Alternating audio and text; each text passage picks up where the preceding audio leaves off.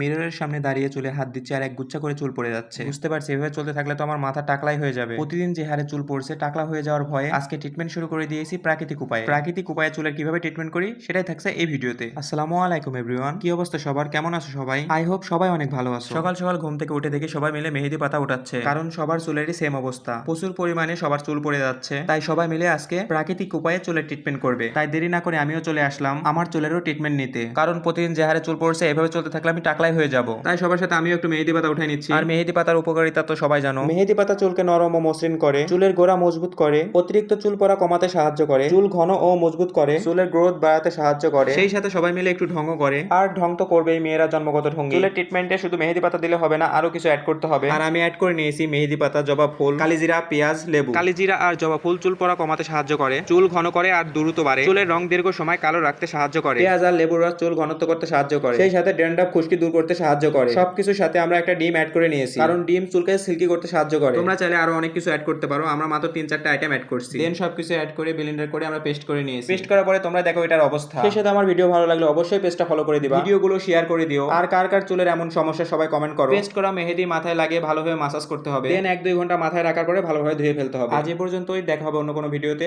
আল্লাহ হাফেজ।